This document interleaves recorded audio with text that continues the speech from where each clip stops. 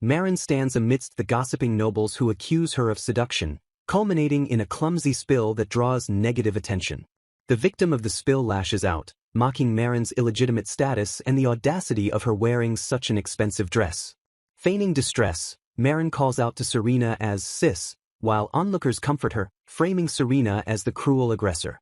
The crowd immediately turns on Serena, whispering about her reputation as the heartless, bullying older sister.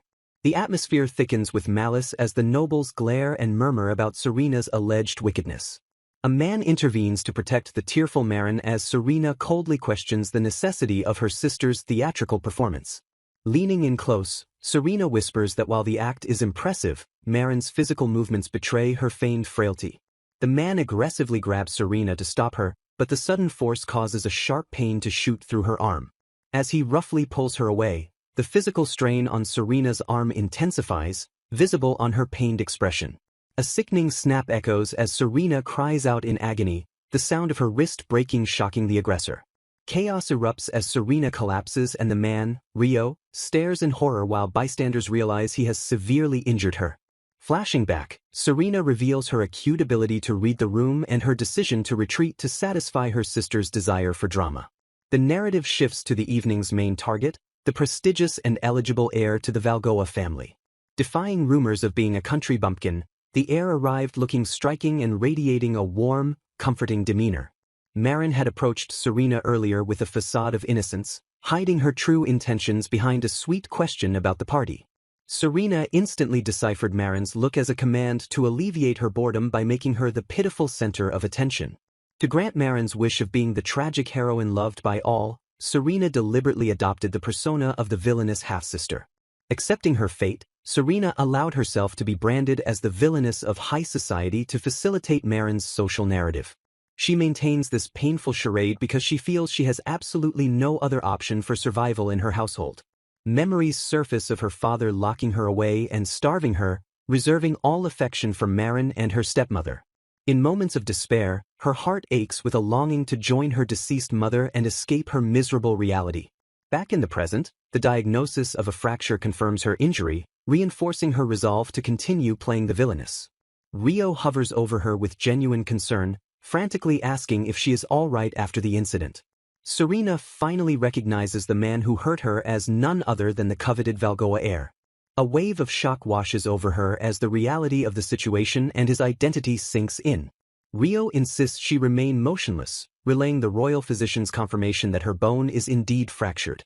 He bows his head in deep apology for causing the injury, confusing Serena with a humility uncharacteristic of his noble station. Protecting him, Serena lies that she simply lost her balance, dismissing his guilt to maintain her composure. Rio advises her to rest the wrist for a month to let it heal, though she insists she is fine. Coolly thanking him for his service, Serena internally resigns herself to the necessity of rest. She attempts to leave by requesting a carriage, but Rio is bewildered by her sudden haste to depart. Rio intervenes with a bright smile, stating he will escort her home himself after checking with his aunt. His aunt agrees to the arrangement, and Rio politely bids her farewell to attend to Serena. Serena identifies the woman as Countess Terce and grimly notes the vast power gap between their families despite the shared title. Reflecting on her father's obsession with Marin marrying into the Valgoa family, Serena decides she would happily marry anyone to facilitate that. Anxiety creeps in as she anticipates being scolded at home for failing her duty and potentially ruining Marin's marriage prospects. Without warning, Rio sweeps Serena up into his arms, catching her completely off guard. Visuals. He apologizes, claiming he thought she was dizzy, but Serena snaps back, demanding to know his true intentions. While acknowledging his reasoning, she sternly reprimands him that it is inappropriate to suddenly touch a woman. Rio immediately wilts under her scolding, looking genuinely dejected as he offers another sincere apology. Serena reflects that her revealing outfit usually attracts unwanted attention, but this man feels different as he carries her, while Rio scratches his cheek in embarrassment at the proximity. She asks him to escort her properly if he insists, and he beams with delight, thrilled to finally use the lines he rehearsed before arriving at the palace. Serena remarks on his countryside reputation, noting his chivalry is quite different from the capital's norms, and wonders if the heir of Valgoa simply has a unique way of escorting women. As he adjusts his hold, Serena ponders if his behavior is just a quirk or if perhaps there is something more to him than meets the eye. Rio innocently asks if she is a famous actress, surprising Serena, who assumes he has heard the malicious rumors about her, but he clarifies that his aunt simply identified her as Lady Serena. Serena is baffled by the question, but Rio leans in with a grin, insisting that she is far more than just odd. He enthusiastically asks if the Villainous is a popular role in the capital, praising her earlier performance as being absolutely on point. He introduces himself as Rio, spelling it out to ensure she understands, and asks her to drop the formal titles, leaving Serena confused by his casual demeanor.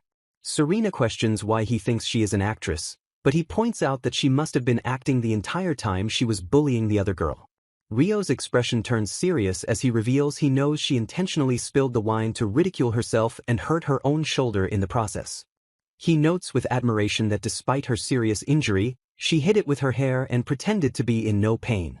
Serena is stunned he noticed the injury, which was caused by an old prank where Marin threw a vase at her. Rio explains that he spotted the unnatural movement of her body, specifically how she used her left hand to splash the wine because her right arm was incapacitated. Serena realizes he figured out her act when no one else ever believed her, but Rio interrupts her shocked thoughts by asking if he has something on his face.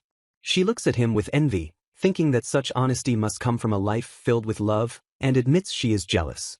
Their conversation is cut short as Marin appears at the carriage door, shouting for her sister.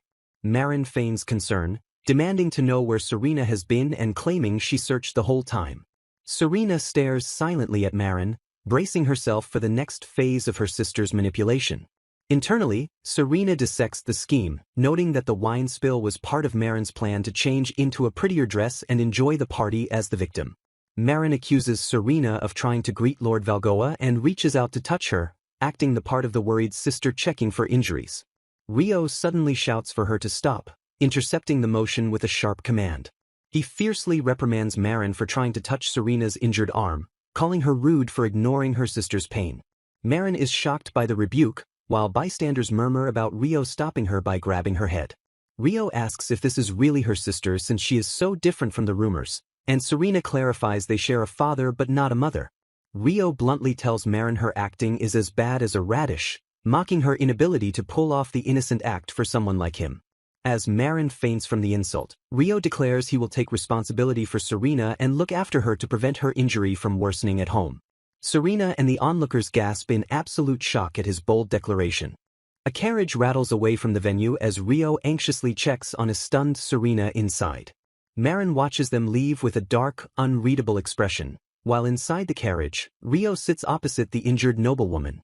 Serena muses that while Rio's actions were surprising, the look on Marin's face was a first for her. She bursts into rare laughter, finding the situation amusing despite the sharp pain throbbing in her arm. Rio stiffens, mentally preparing himself for the severe scolding he expects to receive for his reckless behavior. He laments his luck, realizing he has injured the infamous poisonous lady of the Fulton family. Determined to fix his mistake, Rio assures his worried companions he will handle the situation and prevent any blackmail attempts. Rio recalls the rumors, acknowledging that her impressive acting skills make the poisonous lady moniker seem plausible. He questions if the fiery temper attributed to her by his aunt is real, or just another role she plays. His gaze falls upon her physical frailty, noting her pale complexion and alarmingly thin arms. Rio worries she might shatter with the slightest force, silently wondering if she even eats enough to survive. Guilt consumes him as he admires her platinum blonde hair, struggling to justify the harm he caused her. He finds her fragility striking, contrasting her delicate presence with Cynthia's bright and cheerful golden aura. Rio is captivated by her eyes, describing them as amazing, crystal clear, and water blue. He stares intensely at her, lost in thought as he processes his observations of her character. Breaking the silence, Rio asks if the accident was truly not his fault, prompting Serena to apologize for the incident. Rio concludes that despite her cold exterior, she is a kind woman for defending his clumsy attempt to catch her. Confident in his ability to judge character, he feels certain that the rumors about her are wrong. Unable to suppress his thoughts any longer, Rio decides to voice his true impression of her. He declares that she is not a poisonous lady at all, smiling as he recalls her genuine laughter earlier.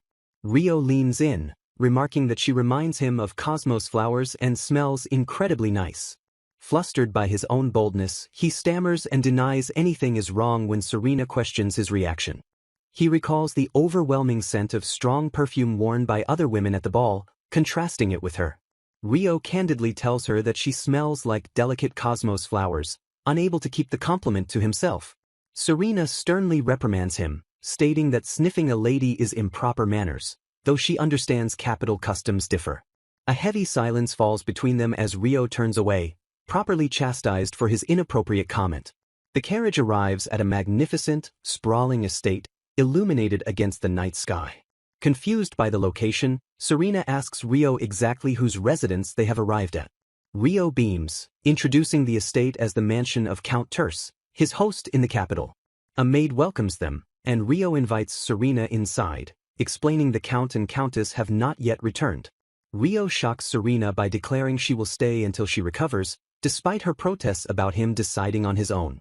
Serena observes that none of the servants seem surprised by this sudden arrangement, noting their refined composure. As she walks through the halls, she wonders if the warm treatment is only because Rio is by her side. She is left speechless by the sheer opulence of the mansion's interior design. The maid shows her to a luxurious guest room, leaving Serena feeling out of place and unwelcome. Rio smiles obliviously while Serena anxiously submits to the maid's scrutiny. He instructs the maid to treat Serena as an important guest and fulfill all her requests before excusing himself. The maid prepares to attend to Serena, measuring tape in hand, as Rio leaves the room. As the maid measures her waist, she exclaims how thin Serena is, confirming Serena's fears of being judged. Serena is startled by the maid's sudden outburst, unsure of how to react to the comment. Maids anxiously offer to prepare appropriate clothing that won't burden Serena's injuries, causing her to hesitate as she isn't used to anyone going to such trouble for her. Serena is left stunned and blushing when a maid genuinely compliments her, asking herself in disbelief if she actually heard kind words directed at her. The head maid apologizes for the limited wardrobe but praises Serena's beautiful heart and face before offering to prepare a soothing bath. Sinking into the warm water, Serena wonders if it is really acceptable for her to enjoy such luxury, noting that this treatment would be unthinkable back home. Tears well up as the maids ask about her preferences for soap and temperature, marking the first time anyone has ever treated her with such gentleness. She thanks the smiling maids and drifts into thought, recalling the dark days after her mother passed away when her life changed forever. Her father's affection was stolen by his mistress and Marin, leaving Serena isolated as the unwanted daughter in a house taken over by strangers. Servants mocked her and she faced starvation or physical punishment if she defied Marin, with her only solace being memories of one precious maid. Serena wakes up confused in a soft bed, realizing a maid is gently tending to her long hair while she was asleep. She quietly thanks the servant, observing her reflection and the care being taken with her appearance. The maid beams a bright smile at her, causing Serena to panic and wonder if she is still dreaming because no one ever smiles at her like that. Resigned to her fate, she decides to embrace this sweet illusion, believing that like all good dreams, it will inevitably vanish by morning. Meanwhile, an aide scolds Rio for breaking a woman's wrist at the soiree while hunting for a bride, dismissing Rio's defense that it was only a crack. The aide reveals the woman is known as the Poisonous Lady, shocked that Rio failed to research her reputation before getting involved. Rio dismisses the rumors entirely, relying on his intuition to declare that she is not poisonous, causing his aide to concede to his judgment. The aide admits Rio has an uncanny ability to detect malice, citing a past event where he instantly saw through a scammy merchant targeting the Marquis. Rio stands firm in his defense of Serena's character, prompting the aide to ask what kind of woman she actually is if not the Villainous. With a satisfied grin, Rio simply replies that Lady Serena smells nice, leaving his aide in silence at the simplistic observation. Serena's internal monologue reveals the realization that this comfort is not a dream after all, as the reality of her situation sets in. The scene settles on the empty, ornate furniture of the room, emphasizing the quiet luxury that now surrounds her. Serena wakes in a strange bed, realizing the previous night's events were real as maids greet her with a morning welcome. The maid offers her a dress belonging to the master's daughter, Aurelia, who is married and moved out of the house. Serena is informed the master will meet her when she's ready, reminding her she hasn't properly introduced herself to the countess yet. As the maids dress her, Serena is baffled by their gentleness, wondering if they are ignorant of the malicious rumors surrounding her. She sits before the mirror, internally questioning why these strangers are treating her with such unexpected kindness and care. Viewing her reflection in the modest dress, she asks the maid if her appearance is truly acceptable. A sense of nostalgia washes over her as she realizes how long it has been since she wore clothes that reflect her true personality. A dark memory surfaces of being forced to wear the vulgar dress for the party simply because she is the elder sister. In the flashback, she is told the revealing dress is designed to highlight her body solely to make pure Marin shine by comparison. Serena attempts to resist the humiliation, threatening to tell her father about the coercion. Marin's cold, silent glare forces Serena to submit, and she resignedly accepts her role. Marin enters the room, asking impatiently if her big sister is finally done changing. Feigning innocence, Marin marvels at the outfit with a cruel undercurrent of mockery. She insults Serena, stating the bold clothes make her look nothing like a proper lady. Marin commands Serena to use the dress to tease her and laugh wickedly, cementing the villainous persona. Serena recalls that from that day on, she stopped smiling, losing the expression her mother once loved. Back in the present, she realizes she can smile again, though she feels the weight of the villainous role she has played for so long. The maids interrupt her thoughts, cheerfully telling her that the dress looks wonderful on her. Serena offers a genuine, soft smile as she thanks them for their assistance. The maids blush and cover their mouths, visibly charmed by her unexpected gentleness. A knock interrupts the moment as the master and mistress arrive, causing Serena to panic that she might be hated. Rio enters with a smile, asking if she slept well, while his aunt and uncle stand beside him. Serena confirms she slept well and formally thanks Lord Rio and Count Tachi for their hospitality. The Countess confronts her directly, asking if she is really the infamous poisonous lady from the Felton family. Serena maintains her composure, smiling sadly as she admits that is indeed the impression society holds of her. Rio interrupts with a grin, reminding his aunt that he already explained Serena's behavior was just an act.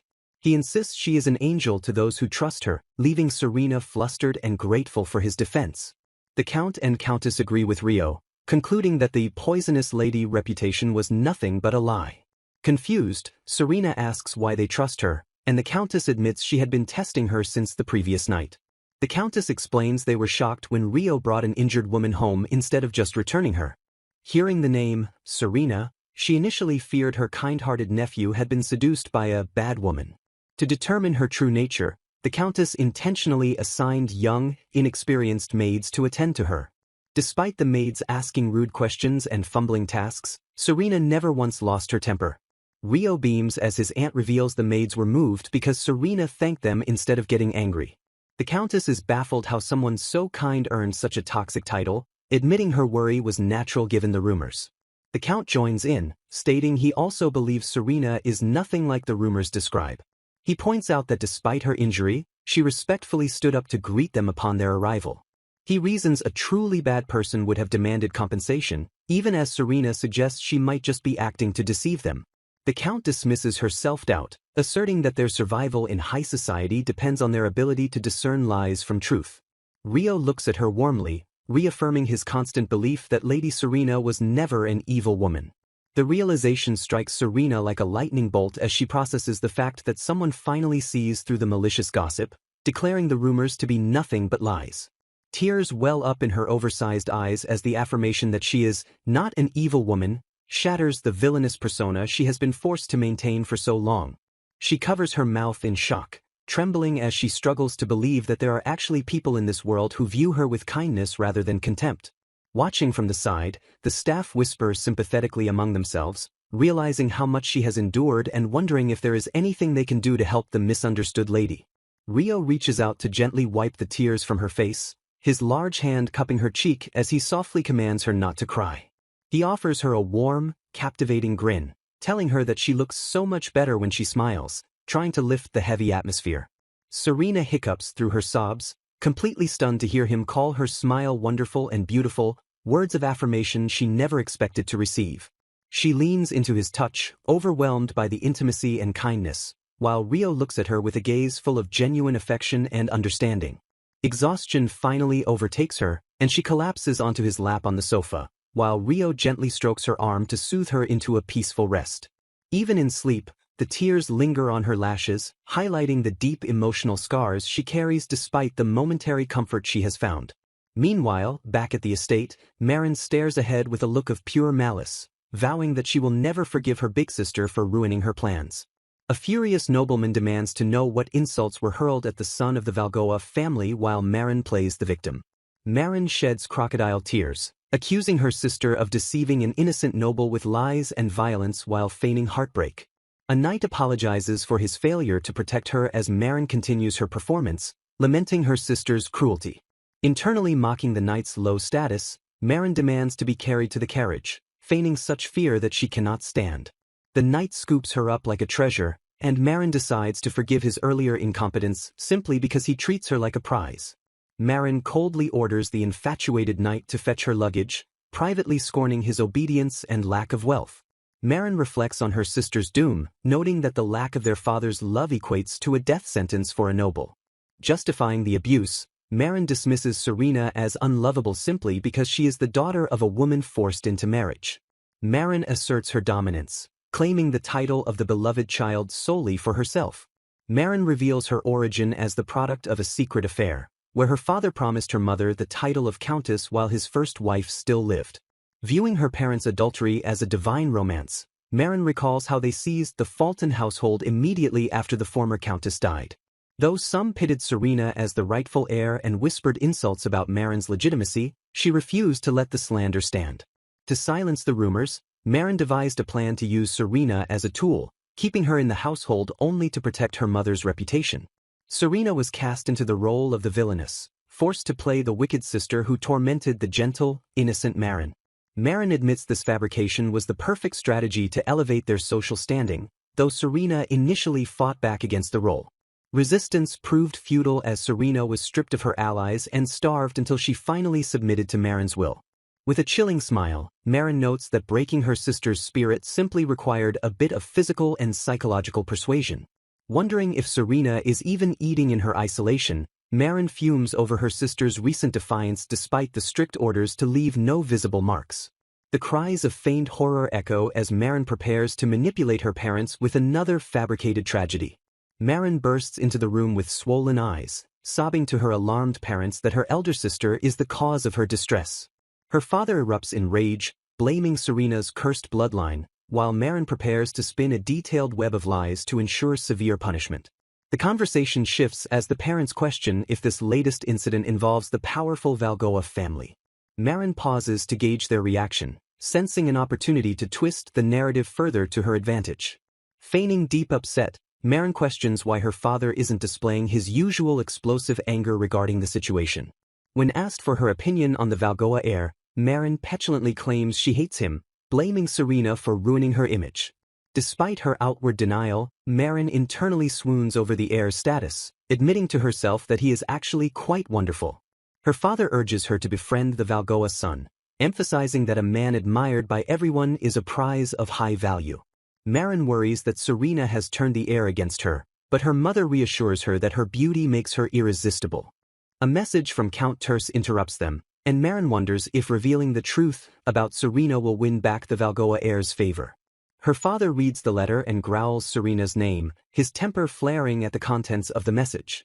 The parents deduce that Serena has caused trouble for both the Terce and Valgoa families, assuming her injury is the source of the drama.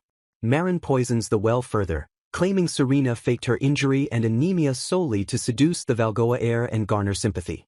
Her father orders her to visit Serena and bring her home, but Maren refuses, whining that the task is too troublesome. Changing tactics, her father convinces her that showing compassion to Serena will impress the Valgoa heir, prompting Maren to instantly agree. Maren gleefully plots to bring the Valgoa heir to the next party, intending to flaunt her superiority and crush Serena publicly. The scene shifts to a quiet moment where a man asks Serena directly why she was forced to play the role of a wicked woman. Standing beside her savior, Serena confirms the truth, preparing to expose the lifetime of abuse she endured. Tears well in Serena's eyes as she admits she never imagined a day would come when someone would actually listen to her side of the story. Serena recounts how her stepmother seized control of the household, dictating her dress and starving her whenever she tried to resist. She reveals that her servants were dismissed to leave her isolated, forcing her to stop fighting, a revelation that leaves her listeners in shock. Rio's uncle declares that while they cannot legally remove her yet, he absolutely refuses to let Serena return to the Fulton family in her current battered state. He outlines a strategic plan to sever her ties with her abusive family by gathering undeniable evidence of her mistreatment. Hope floods Serena's eyes as she trembles, barely daring to believe that she might finally be able to cut ties with her tormentors. Rio assures her he will handle everything while she recovers, leaving Serena overwhelmed by the foreign sensation of being heard and believed. She bows her head in deep gratitude, feeling as though she has wandered into a beautiful dream, while the men look on with gentle resolve. Tears silently track down her cheeks as the relief washes over her, releasing the tension she has held for so long. The uncle announces their departure to let her rest, and the group turns to leave the room, giving her space. Rio suddenly leans onto the bed with a soft thud, lingering behind to offer one last moment of comfort. He gazes at her intensely, vowing to personally take care of her until she is completely healed. Serena meekly accepts his offer, causing Rio to erupt with joy as he thanks her for the privilege of caring for her. Seeing his radiant smile, Serena realizes she agreed out of habit and wonders why looking after her makes him so incredibly happy. A delicious meal is placed before Serena, signaling the end of her starvation. Her eyes sparkle with hunger as she realizes how long it has been since she saw such proper food. Lord Rio urges her to eat, noting she hasn't had breakfast yet. Serena swallows her pride and decides to accept the charity offered to her. Realizing her injury prevents her from using her dominant hand, she asks the staff for help. To her shock, Rio intercepts the request and takes the fork himself. Serena protests immediately, demanding to know why he is taking over the maid's job. Rio insists on feeding her as penance for his role in her injury, but she stubbornly rejects his pity. She tries to call a maid, but realizes the staff won't defy Rio and awkwardly asks him to stop. Defeated, she asks him to just hand her the fork so she can manage alone. She compromises, asking him to cut the food so she can eat with her left hand. Rio bluntly tells her she lacks charm, a fact Serena accepts with a resigned sigh. He suggests she could at least fake a smile, warning that her cold stare is why people dislike her. Rio feeds her anyway, while Serena laments internally that she doesn't know how to be sweet like her sister. Rio quotes his grandmother, warning that stopping doing things for oneself accelerates aging. Serena bristles at the comparison, offended at being likened to an old woman. Rio laughs and agrees to let her feed herself, leaving Serena surprised that he actually listened to her. She eats, wondering why this man is lingering in the room even after the meal is finished. Panic sets in as she realizes the impropriety of an unmarried man and woman being alone together. Rio senses the tension and suggests a walk, which Serena accepts to escape the awkward atmosphere. Without warning, Rio sweeps her up into his arms, carrying her bridal style. Serena protests that her legs work fine, but Rio points out her high heels are dangerous for walking. He admits he sent staff for new shoes but is caught making excuses to hold her, grinning at her sharp observation. They arrive at the garden, and Serena decides she wants to enjoy the view despite being carried. Rio asks if she wants to return, but she chooses to stay. Resigning herself to the situation since she lacks shoes, Serena agrees to continue the walk in his arms. Rio smiles warmly, expressing his genuine pleasure that she is happy. Serena wonders if his true intention all along was to lift her spirits with this outing. Realizing he saw through her act, she decides to drop her guard and trust him. Rio comments that she reminds him of a wildcat, noting with satisfaction that she has finally relaxed. A flashback reveals a young Rio encountering a hostile, growling wildcat in the woods. The memory shows the cat was injured and starving, yet it still refused to stop growling at him. Rio recalls how he decided to help, tossing food to the wary creature from a distance. The starving animal finally accepted the food, eating voraciously. Slowly, the wildcat's aggression faded as it finished the meal. The flashback concludes with the cat sleeping peacefully beside him, having accepted his presence. Rio remembers that the cat only growled for protection, cherishing the moment it finally let its guard down. Back in the present, he feels Serena's tension fade and rejoices that she is starting to trust him. Rio pauses, his attention caught by a subtle detail as he holds her close. He compliments her scent, identifying the refined fragrance of roses clinging to her. Serena wonders if the pleasant scent is actually coming from Rio, but a quick sniff reveals he doesn't smell of anything in particular. The air thickens with tension as they gaze at each other, their faces inches apart in a moment of silent intimacy. She confirms there is no specific scent coming from him either, leaving them locked in a silent, awkward stare. His expression stiffens, causing Serena to worry if she has offended him or if he is silently teasing her. Rio breaks the tension by admitting his sister often calls him insensitive or thoughtless, looking away in embarrassment. He confesses he was mortified after sniffing her earlier and feared he might smell bad himself, apologizing for the awkwardness. Serena rests her head against his chest, charmed by his straightforward honesty and ability to sincerely apologize for his mistakes.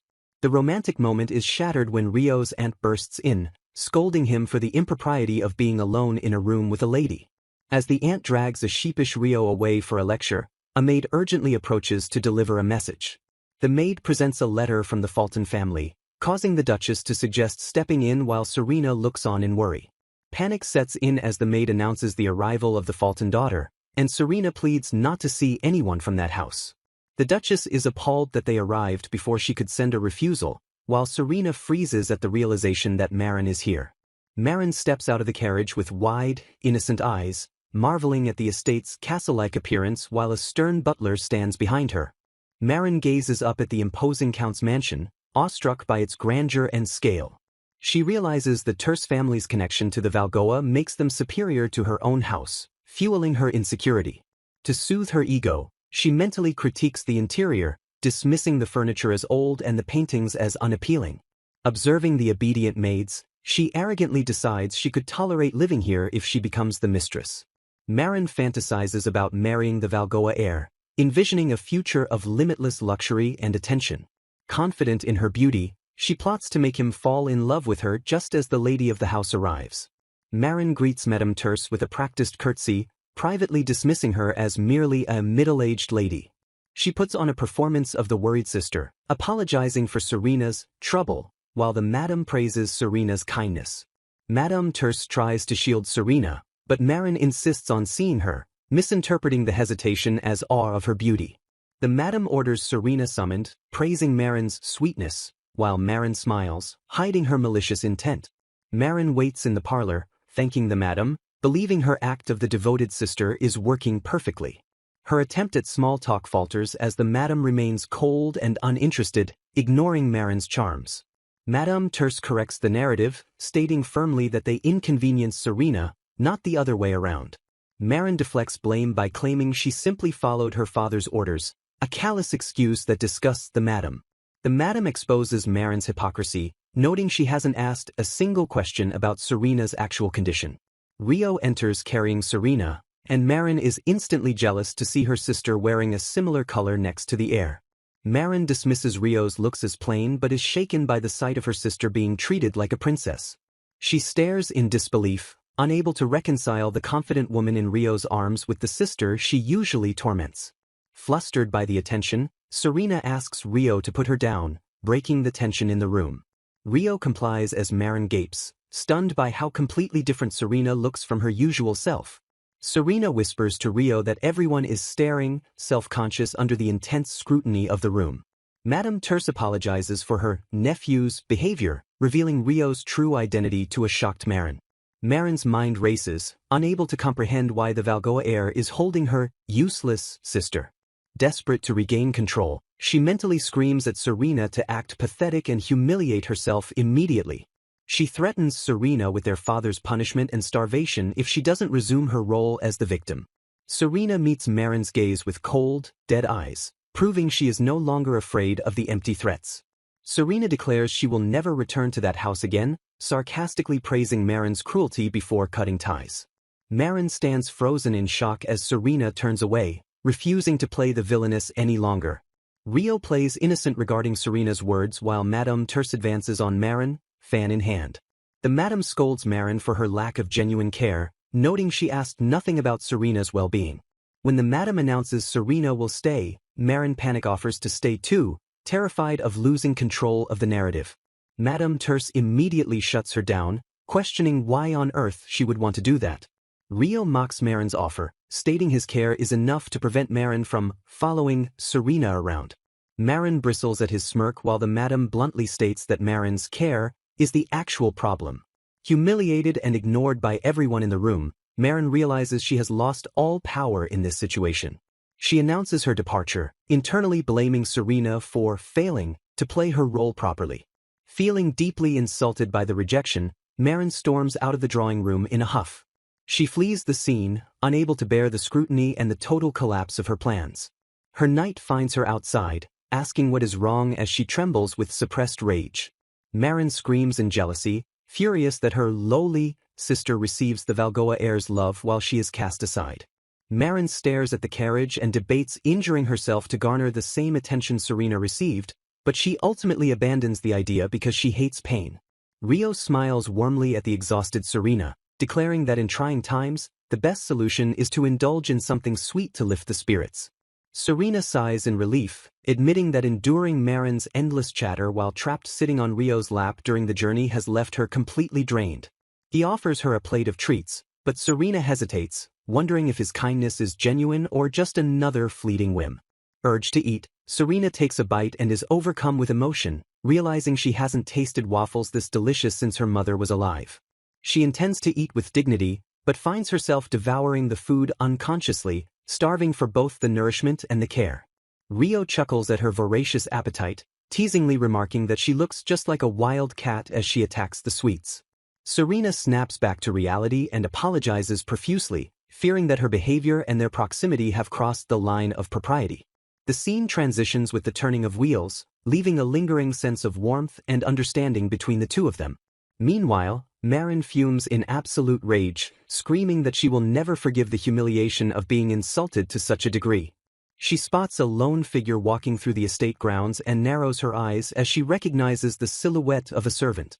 Marin identifies the woman as Serena's maid and realizes the servant is wandering around because she is worried about her sister's absence.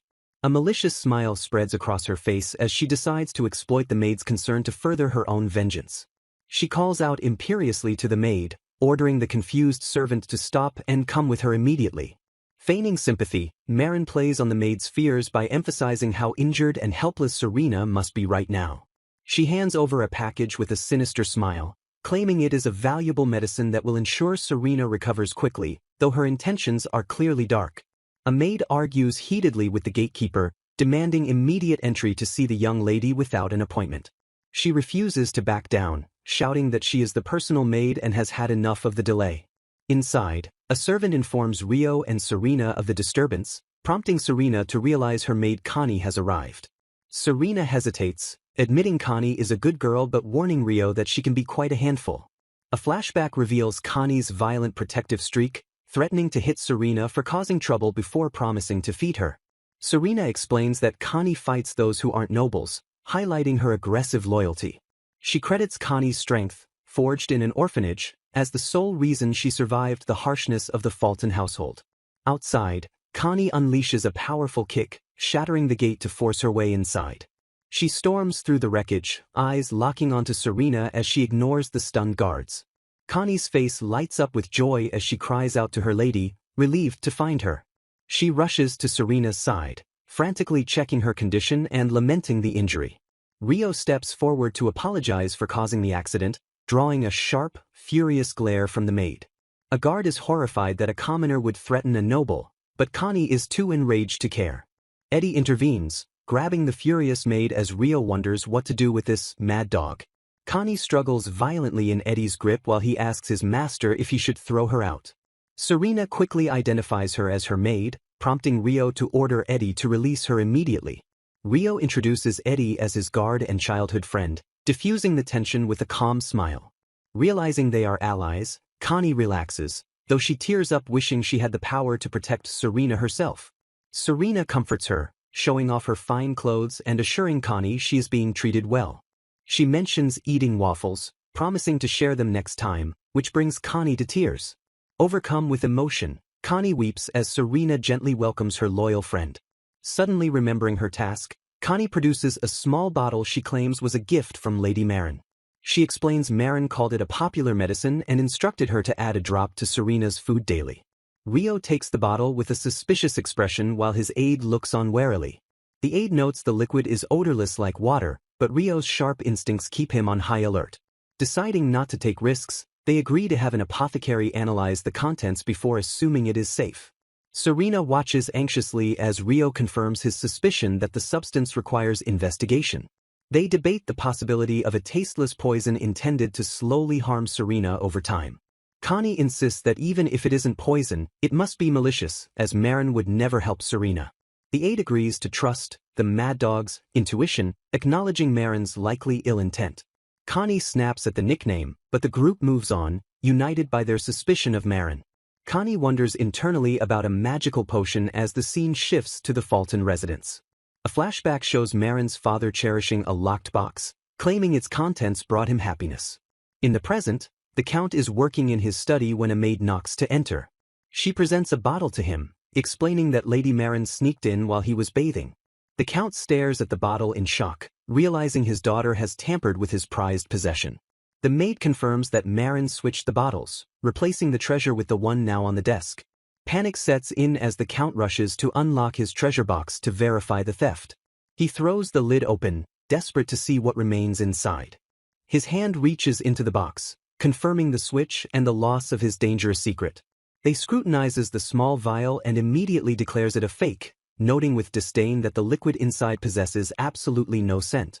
He produces the genuine antidote for comparison, pointing out that the real poison is distinguishable by its faint but unmistakable medicinal smell. Turning his fury on the cowering maid, he demands she stop making excuses for her failure to watch the girl, condemning her incompetence as a total disgrace. He rages about the immense value of the lost poison, lamenting that if he had possessed it sooner, he could have saved the woman he truly loved from sorrow. Haunted by his past, he recalls being forced into a political marriage for status and drugged to conceive a child against his will with a woman he loathed. Fueled by deep resentment, he resolved to use the poison to assassinate both his controlling father and his unwanted wife to escape his misery. He details his method of slipping a single drop of the undetectable assassin's poison into their meals daily, waiting patiently until they both succumb to death. Now relieved, he plans to keep Serena around only until his beloved daughter Marin marries, after which he intends to sell her off to a wealthy nobleman. His sole focus remains on Marin's happiness, and he hopes the man she has chosen to love turns out to be the heir to the powerful Valgoa family. Recognizing that Serena's injury has conveniently created a connection with the Valgoa heir, he vows to exploit this opportunity to its fullest potential. Shifting his attention back to the maid, he remembers his promise to reward her for her loyalty in supporting Marin properly. With a cold gesture, he releases a handful of coins, letting them scatter across the floor for her to collect like a beggar. He sneers at the pathetic sight of her crawling for the money, swearing that Marin will never have to worry about finances for the rest of her life. While planning to eventually sell Serena to the highest bidder, he decides to host a party and invite the Valgoa heir to make amends for the current trouble. He feeds the bedridden girl, musing with a dark satisfaction that even the daughter of that hateful woman has her uses for his grand scheme. A maid asks Connie if she is happy while being fed, and Connie beams with delight, eagerly confirming her joy at the treatment.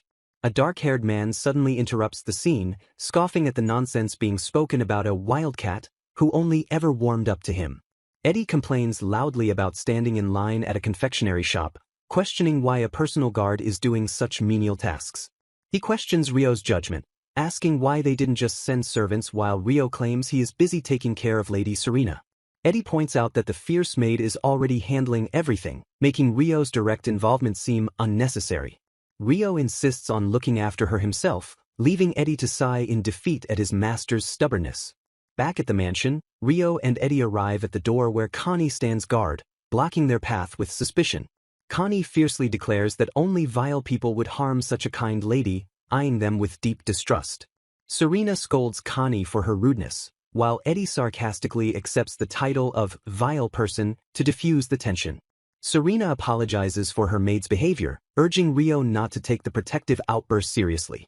With a warm smile, Serena admits that she trusts both Rio and Connie implicitly, hoping they can get along. Rio watches the interaction, musing to himself that Serena has a remarkable talent for taming wild beasts.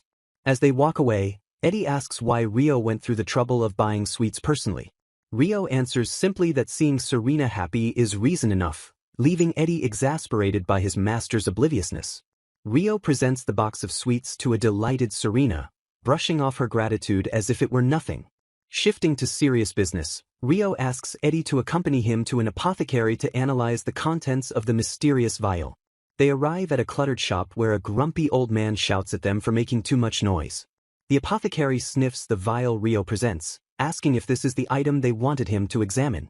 He confirms Rio's suspicion, stating flatly that the liquid inside is nothing more than plain water. Rio accepts the confirmation without surprise, while the apothecary shrewdly asks if he knew the truth beforehand. Rio shifts the line of questioning, asking the old man if his shop deals in actual poisons. The apothecary scoffs, warning that such dangerous items require connections to information brokers and the underworld. Rio and Eddie exchange looks, realizing that acquiring such substances would cost a small fortune. Rio deduces that obtaining poison in the capital is difficult, complicating his theory about the Fulton family. He wonders if the vial of water was merely a sick joke from Marin or a distraction from a darker intent. Eddie correctly guesses that Rio is planning to sneak into the Fulton estate, warning him that he will be arrested. The scene shifts to Rio reporting to the Count, confirming that Lady Serena's suspicions were well-founded. They discuss the strange isolation of the Fulton family, noting that only the core members are ever seen in public. The Count reveals that rumors suggested Serena had died years ago because she was never allowed to leave the house. He explains that she was painted as a black widow for only appearing at parties, hiding the truth of her imprisonment. Rio asks if they can rescue her now, but the Count insists they need more concrete evidence before acting. The investigation reveals that the Fulton family dismissed all old servants after the previous Countess died, erasing witnesses. The Count assures Rio that finding those servants will provide the testimony needed to free Serena completely. Back in her room, Connie rages that the medicine was fake, convinced it was another form of harassment. Serena recalls the symptoms her grandfather and mother suffered before death, realizing they match the effects of poisoning. A chilling realization takes hold as she suspects her family was murdered to allow her stepmother's family to take over. The question of who administered the poison haunts her, casting a dark shadow over her memories. Rio interrupts her dark thoughts, noticing her pale expression and asking if she is feeling cold. Serena quickly hides her fear, dismissing her thoughts as mere speculation that she cannot prove yet. She resolves to heal quickly and work hard to support Connie, swearing she will never return to that cursed house. To shake off the gloom, Serena suggests having tea on the terrace, distracting herself with the beauty of the garden. Rio knocks on the door, entering with a smile to offer her the famous dessert he retrieved earlier. Serena and her maid marvel at the delicious dessert, prompting the noblewoman to request tea for the group to accompany the treat.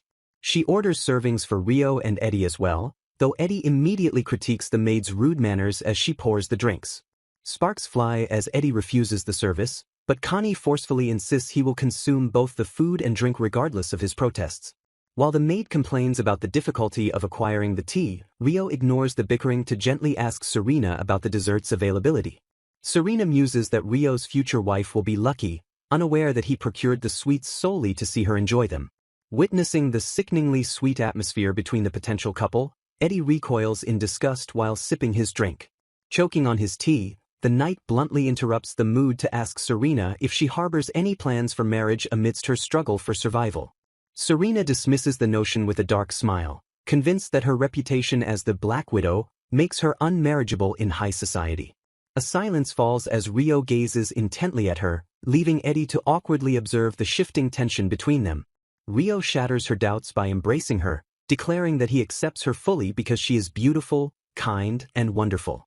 Eddie stares aghast at the oblivious pair, stunned that they remain unaware of their mutual affection despite the obvious display. Connie questions Serena about the contents of the glass bottle Marin gave her, curious about its nature. Serena reveals the bottle contained only water, shocking Connie, who was convinced by Marin's tone that it was poison. They speculate that perhaps Marin was scammed or simply couldn't afford the poison she intended to buy. A horrifying realization strikes Serena as she wonders if Marin actually stole something belonging to her father, thinking it was poison. Overcome by the shock, Serena collapses into Rio's arms as he frantically orders the servants to call a doctor. Rio scoops Serena up and carries her to her room, ignoring her weak protests that she is fine. Rio gently places her on the bed, sternly ordering her to rest until the doctor arrives. Serena asks why he goes to such lengths for her, unable to understand his kindness. Rio deflects with a charming smile, claiming he is merely taking responsibility for causing her injury. Rio leaves her to rest, leaving Serena to admire his noble character while she prepares to take advantage of it. Serena grabs Rio's cape to stop him, steeling herself to take advantage of his kindness for her own revenge. She voices her darkest suspicion, asking Rio if it is possible that her father poisoned her mother and grandfather. Rio turns back with a sharp gaze, demanding to know what she means by such a grave accusation. Serena feels the horrific puzzle pieces clicking into place, confident that Rio will listen to her request. She explains that her grandfather and mother died with similar symptoms, though the silverware never reacted to indicate poison. She admits she naively believed her father wouldn't go that far, assuming the clean silverware meant they were safe. She realizes now that he likely used a special poison undetectable by silver to eliminate them. She wonders if his hatred drove him to murder, though she tried to convince herself she was mistaken for years. She realizes the blood bond meant nothing to him and that staying in that house would have likely led to her own death. A chill runs through her as she realizes they likely kept her alive for a fate far crueler than death. Fueled by rage, she decides that simply cutting ties is not enough if he truly murdered her family. Serena calls out to Rio with desperate determination in her voice. She refuses his gifts and demands his help in uncovering the truth about her family's death instead. Internally, she vows to manipulate his guilt against him if he dares to refuse her request. Rio grins and admits he isn't good at complex plans, suggesting they simply storm the Fulton household directly. Rio claims he can identify bad people on sight, shocking Serena with his casual suggestion of breaking and entering. Rio decides they should go together to expose the truth, while Eddie steps up to join the mission. Rio vows to protect her no matter what happens, his honest words striking a deep chord within Serena. Serena feels her heart warm at his declaration, finding comfort in his simple and honest protection. Rio abruptly asks for 10 men, leaving Eddie sputtering in shock at the sudden request. Rio states he will train them, leaving the Count to wonder what he plans to do with such a small squad. The Count realizes Rio is serious about solving the Fulton issue as Eddie begrudgingly prepares for the training. The Count explains the situation to his wife, revealing the horrific possibility that Serena's parents were poisoned. Rio clarifies that he and Serena will storm the household to find evidence rather than just causing mindless chaos. Rio explains he needs an independent squad to secure evidence and announces a 5-day training regimen. Rio states his goal is solely to find evidence, acknowledging the Count's warning about his lack of jurisdiction in this territory. The Count grants permission, noting that even the Marquis of Valgoa trusts Rio's judgment implicitly. The Madam agrees, feeling that trusting Rio is the correct path despite the risks involved. Rio reveals they have just received a timely invitation to a party at the Fulton estate. The Madam orders all of her daughter's dresses to be brought out, preparing to arm Serena for the upcoming battle. Serena feels the whirlwind of events as maids scramble to prepare her, leaving her feeling ridiculous for ever thinking she could threaten Rio. The attendants rush her to choose a dress color, but Serena bristles at the party's pretext of apologizing for her inconvenience when she was the true victim. While the maids gush over how the delicate classic style suits her, Serena watches them warily, wondering if they are actually enjoying this spectacle. As the final adjustments are made to Serena's elegant attire, Connie stands silently in the doorway, observing the scene with a heavy heart. Serena spots her friend in the mirror and calls out, causing Connie to freeze and stare back with wide, startled eyes. Unable to bear the sight any longer, Connie spins around and bolts from the room in a sudden, desperate flight. She sprints through the hallways, her breath coming in ragged gasps as she puts as much distance as possible between herself and the room. Exhausted and overwhelmed, she collapses onto the stone terrace outside, burying her face in her knees as she trembles. Eddie discovers her slumped on the ground and asks what is wrong, confused to see the usually fierce maid in such a state. Connie breaks down, confessing that while she is happy Serena is loved, she feels displaced by the noble maids and has lost her purpose as Serena's protector. Eddie stares down at the weeping girl in silence, his expression unreadable as the weight of her words sinks in. Eddie finds a sullen Connie in the garden and asks if she is depressed or troubled by something. Connie sighs, questioning her worth and wondering if she is still of any use to her lady now that things have changed. Flashbacks reveal Connie's past as an orphan who was hired by the Fulton family to serve their outcast daughter. She recalls how she was never meant to be a proper maid but became Serena's personal attendant because no one else would take the job. Connie remembers realizing that Serena was completely isolated and unloved, living alone in an abandoned wing of the estate. In the memory, a young Connie offers the starving noblewoman hard bread, the only food she could manage to scavenge. She nervously presents the meager meal of soup and bread, unsure of how a noble would react to such peasant fare. To her surprise, Serena invites her to eat together, smiling warmly and expressing happiness at finally having company. Connie reflects that from that moment on, Lady Serena became her entire world and the sole reason for her existence. In the present, Eddie mocks her as a crazy mutt, deducing that she feels replaced now that Serena has a real maid. Connie snaps back, furious at his insensitivity and jealous that he gets to stay by his master's side as a knight. Eddie interrupts her outburst, leaning in to reveal the shocking truth that he is actually a commoner too. He explains that passing the knight's trial grants a noble title regardless of birth, proving that status can be earned. Connie argues that such a feat is impossible in the capital, but Eddie counters that exceptions exist for the strong. He points out that in the Valgoa region, merit reigns supreme, meaning even a commoner can rise to knighthood. Flicking her forehead, Eddie tells her that if she has the strength to pass the trial, she can truly become a knight.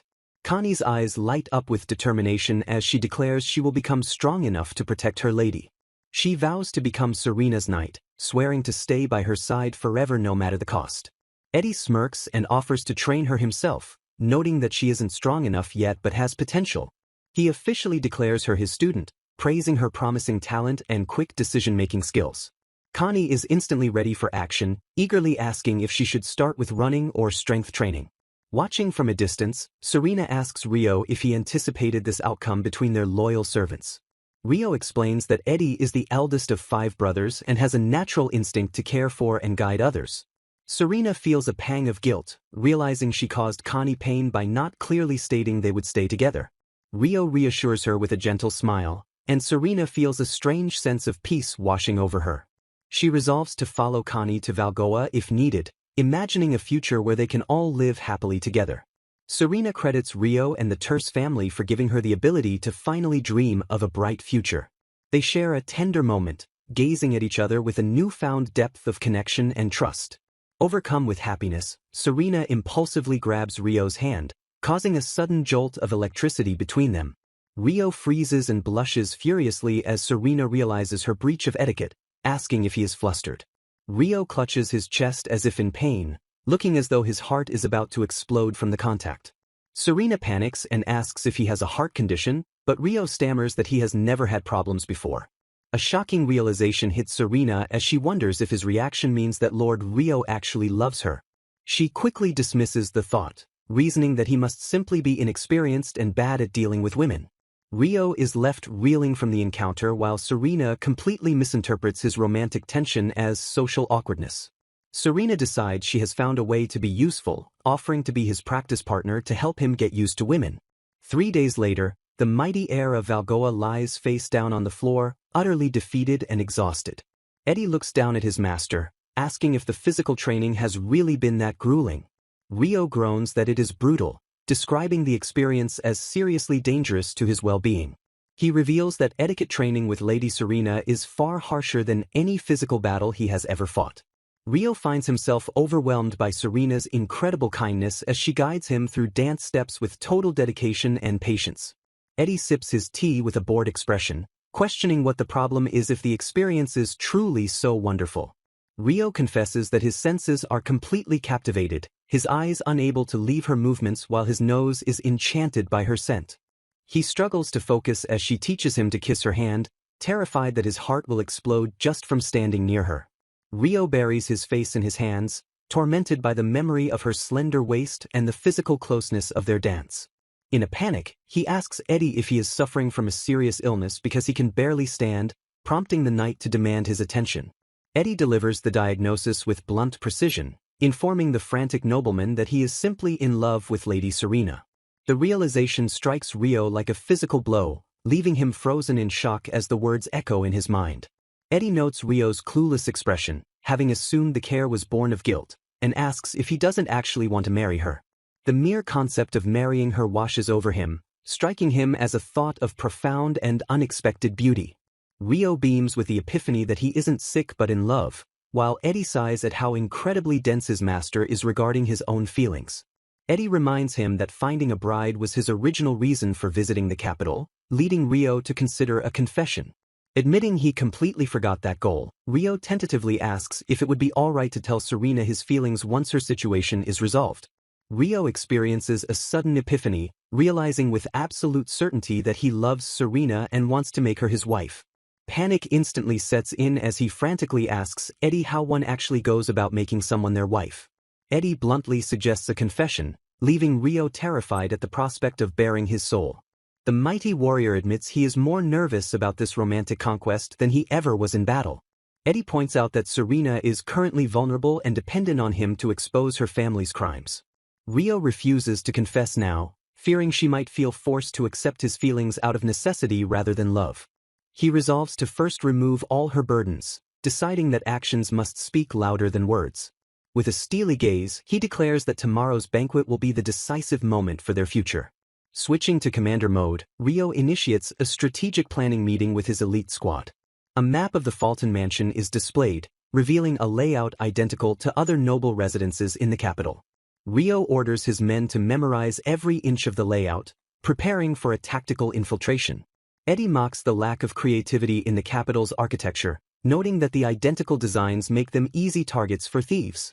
Rio explains that the rigid laws and reliance on noble backing have created a system of weak, complacent knights in the capital. He notes that the local guards are satisfied with mere roleplay, lacking the true warrior spirit.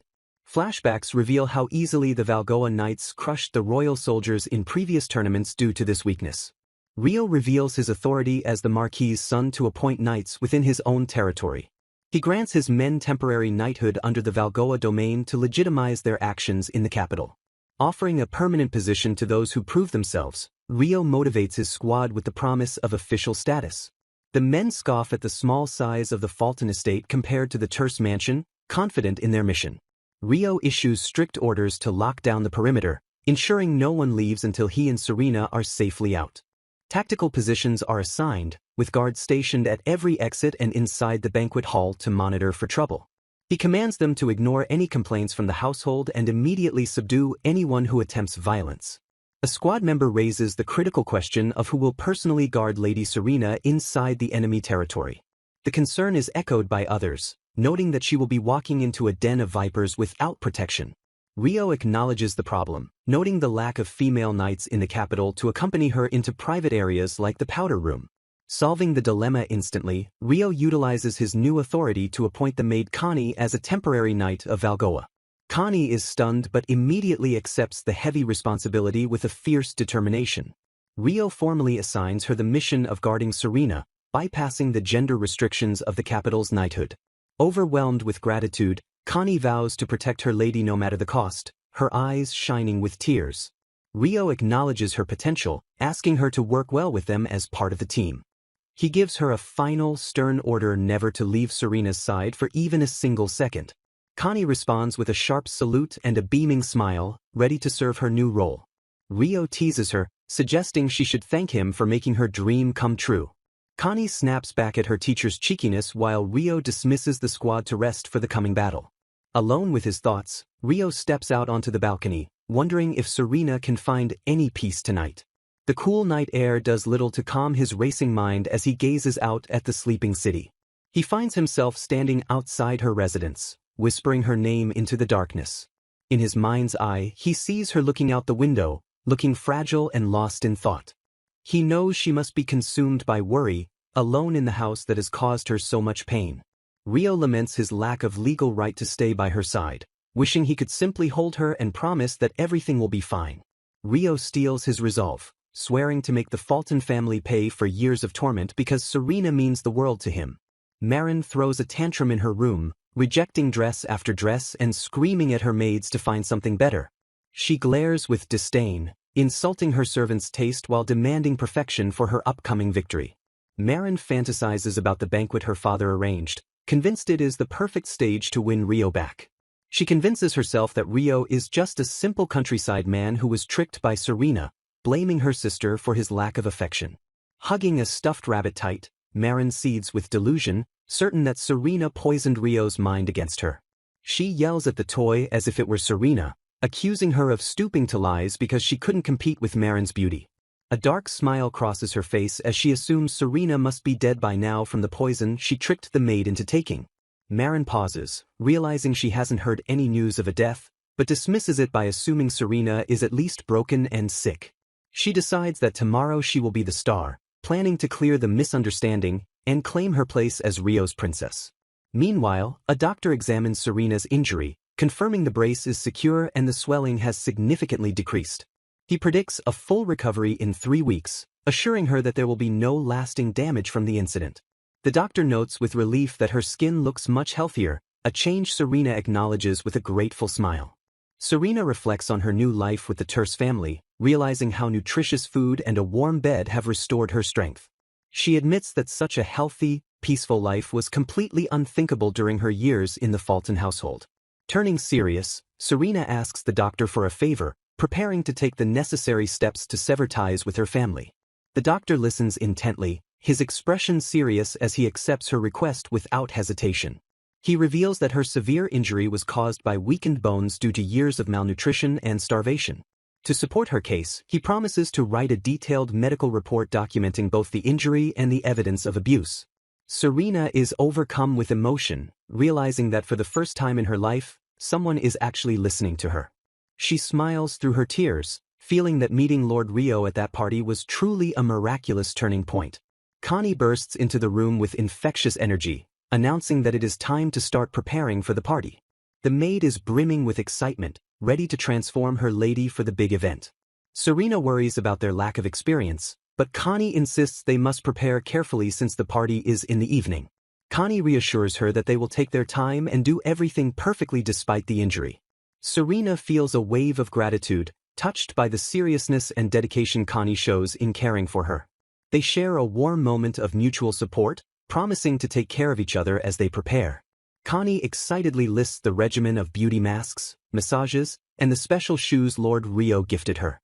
Serena contrasts this care with her past, remembering how she was forced into flashy dresses and heavy makeup against her will. As Connie works, Serena feels her lingering nervousness fade, replaced by a sense of joy and belonging. Elsewhere, Rio briefs his squad at the mansion, ordering them to act exactly as planned once they arrive. He commands them to secure evidence without causing casualties, stressing that this is an investigation, not a massacre. Madame Terse gasps in horror, shocked by his casual use of the word annihilation in a polite society setting. She scolds him sharply, reminding him that in the royal capital, one does not simply talk about wiping people out. Rio apologizes, explaining that in Valgoa, they simply kill monsters and bandits on the spot without hesitation. He asks if there are different ways to fight in high society, and the madam confirms that social warfare has its own rules. The conversation is interrupted as the maids announce that Lady Serena is ready to depart. Rio turns around and freezes, struck silent by the sight of Serena descending the stairs. He tells her she looks absolutely wonderful, his eyes softening as he takes in her appearance. Rio offers his arm with a smile, hoping for success, while internally stunned by how beautiful she looks. Maids tighten the dress laces with determination, affirming that they will uncover the truth for sure. A servant announces that the Truce family's carriage will arrive soon, urging the lady to go out and have fun. Marin hesitates, annoyed, asking if she really has to go out and greet them herself. She complains that greeting guests is the job of servants and questions why she specifically has to do it. The maid shuts down her complaints by stating clearly that it is an order from the master. Cursing under her breath, Marin immediately turns to the mirror to check her appearance. She admires her reflection, humming with satisfaction at what she sees. Cupping her face, she boosts her confidence by deciding that even this look is cute. She resolves that today she will show everyone this super cute version of herself.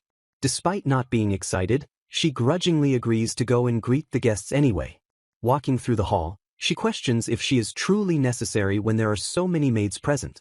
She rationalizes that being greeted by plain-looking maids would be underwhelming, so she is doing them a favor. As the border Marquis of Valgoa is announced, she prepares to greet them with her most beautiful smile. The doors open to reveal Rio entering with a stunning woman on his arm, catching everyone off guard. Serena bows elegantly, stating she is honored to attend and thanking them for the invitation. Marin rages internally, calling Rio a country bumpkin for breaking etiquette by bringing a woman of his own accord.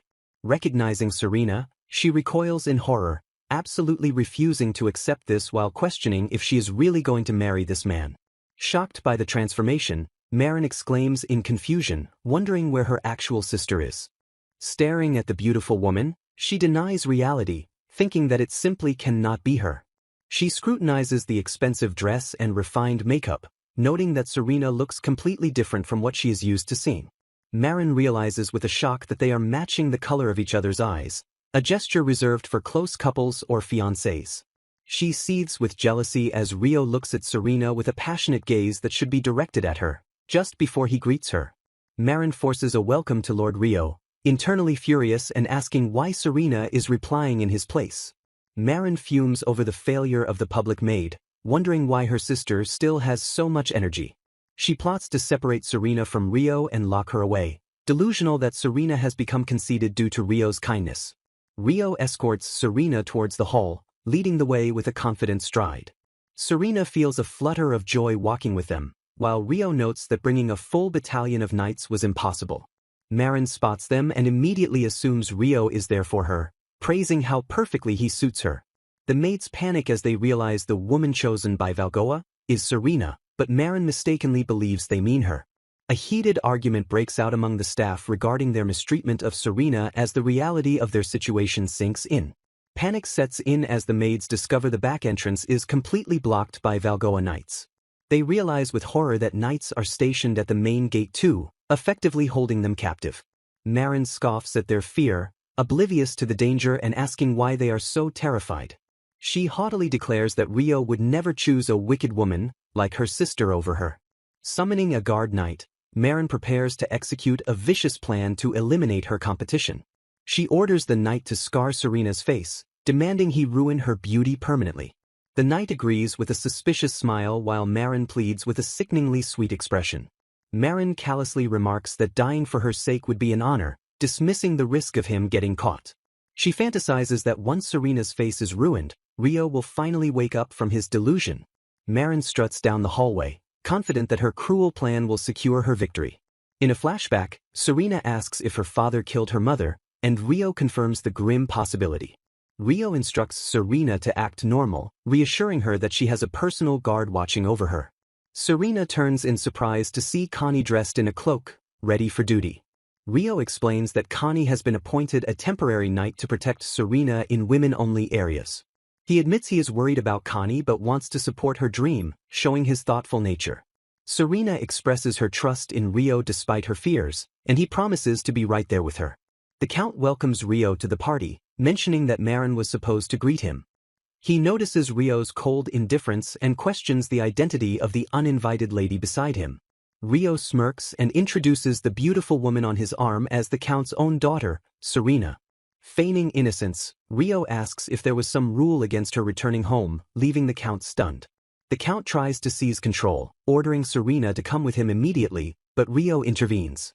Serena flinches in terror, the trauma of her father's presence causing her to instinctively recoil.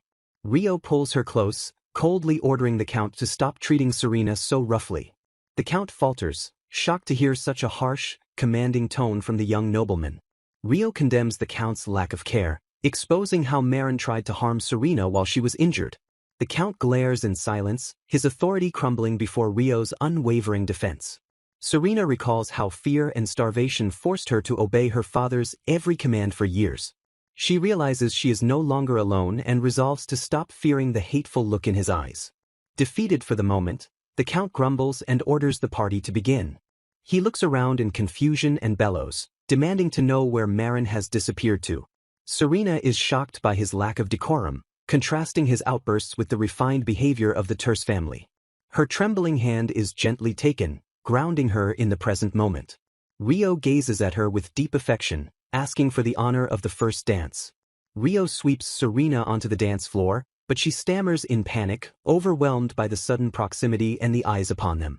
Sensing her anxiety, he whispers that she only needs to keep the rhythm while pretending to dance, admitting that his own skills are rusty from lack of practice. With a confident smile, he assures her that he is naturally athletic and promises not to aggravate her injury as he takes the lead.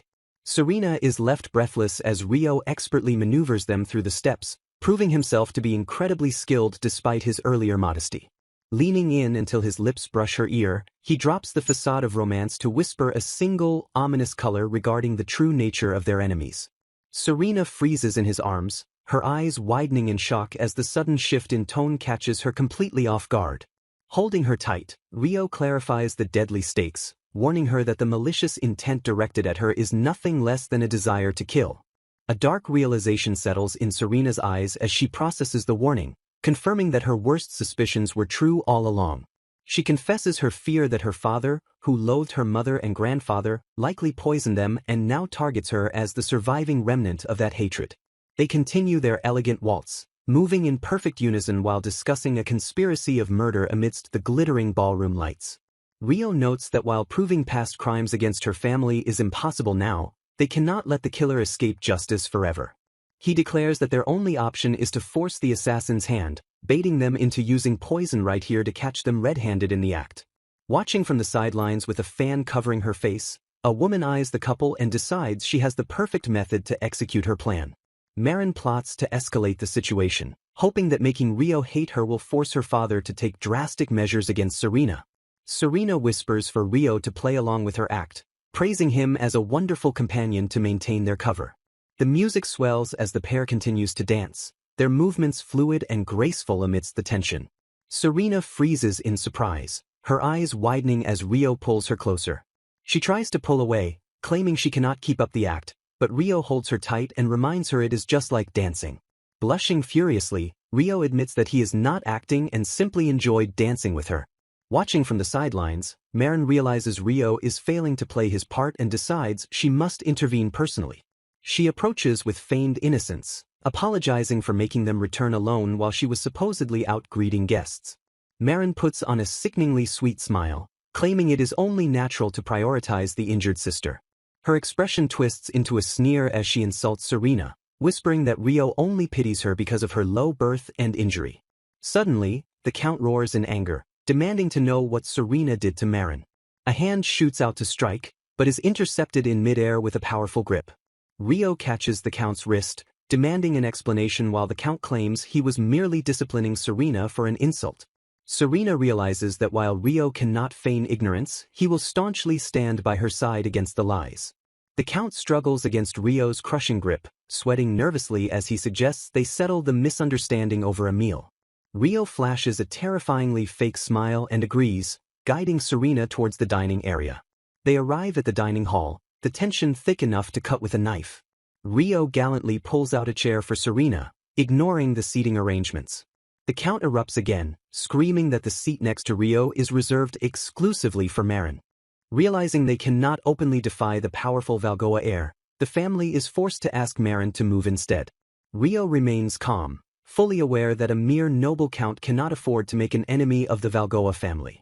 Serena observes her family's frustration, realizing their twisted hearts cannot handle anyone who dares to oppose them. Marin scowls and clicks her tongue, furious at being displaced from her target. The servants bring in the first course, their expressions tight with hidden anxiety. Serena stares at the plate, wondering if this is the moment her family finally makes their move. Rio glances at her, his sharp eyes communicating a silent message of caution and reassurance. A dark thought crosses Serena's mind as she wonders if they actually gave the order to poison the food. The soup is served cold, and Serena realizes that catching them in the act would solve everything. She hesitates, staring into the liquid and asking herself if death is hiding within the bowl. Rio leans in close, whispering that the food smells delicious to signal it is safe. Serena trusts his enhanced senses implicitly, realizing there is no poison in the soup. She begins to eat, noting that Marin is eating safely and the food actually tastes good. Rio asks if she would like some wine, and Serena wonders if they saved the poison for the drinks. The servant approaches with a bottle, his trembling hands betraying his nervousness.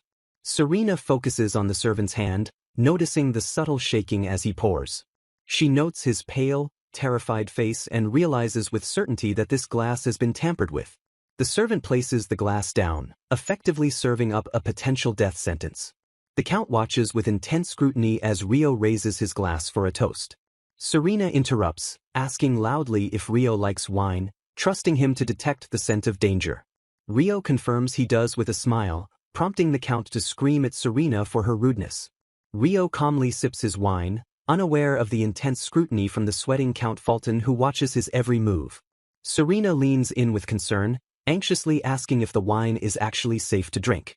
The Count's wife takes a sip of her own glass, pausing with a puzzled expression as she tastes it. She smiles politely, complimenting Serena on the vintage and declaring it very tasty. Suddenly, she begins to cough violently, shocking Serena, who realizes that the immediate reaction contradicts her expectations of the poison. Chaos erupts as Marin screams for her mother, while servants urge the panicked Count to calm down amidst the woman's collapse. Muttering frantically to himself, the Count betrays his guilt, confused why the poison is acting instantly when he was told it would be slow. Rio sniffs the glass and identifies the scent as a familiar sleeping drug, accusing the culprit of foolishly meddling with wolves. He turns a cold glare on Count Fulton, explicitly stating that the Count poisoned Serena and tampered with his drink. Desperate to deflect, the Count feigns ignorance and claims it must be a misunderstanding or the fault of a servant. As his wife hacks and coughs beside him, Rio scoffs at the Count's pathetic attempt to shift all the blame onto a mere servant. Rio leans in close to Serena, whispering a gentle assurance for her not to worry about the unfolding drama. He confidently declares that from this moment on, the mansion itself will reveal the truth without them need. Serena clarifies to Lord Rio that the party was not a scheme by her father to facilitate a match between Lord Rio and her sister, Marin. Strategizing to sabotage her own reputation, Serena plans to act in a way that makes Rio hate her, hoping her father will then be forced to take drastic measures. Taking a bold step in her performance, Serena urgently asks Lord Rio to play along with the deceptive act she is about to perform. Putting her plan into motion, Serena clings to Lord Rio and publicly praises him as a wonderful companion to the shock of the onlookers. Lord Rio is visibly caught off guard, his face flushing deep red as he reacts to Serena's sudden and intimate physical proximity. The unexpected romantic display leaves those watching in a state of utter confusion and disbelief. Despite the chaotic atmosphere, Serena whispers to Rio that it is too late to stop the act and insists he continues the performance they started during their dance.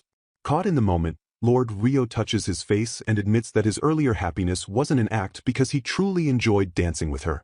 Realizing that Lord Rio is too sincere to keep up the charade, Serena decides she must take the lead and handle the situation herself. Serena informs a returning Marin that Lord Rio insisted on staying by her side, while a guest apologizes for Marin having to return to the group alone. Maintaining a composed facade, Marin tells her big sister not to worry, claiming it is only natural to prioritize those who are injured. Count Fulton's temper flares at Serena's perceived rudeness, demanding to know what she did to Marin while accusing her of using her injury to manipulate Lord Rio. The tension in the room reaches a breaking point as a sudden, violent physical movement occurs. Intervening with overwhelming force, Lord Rio firmly grasps Count Fulton's arm to stop him from striking Serena under the guise of discipline. Confident in her protector, Serena notes that while Rio cannot lie, he will always stand by her, and she coolly dismisses her father's anger by stating she only spoke the truth.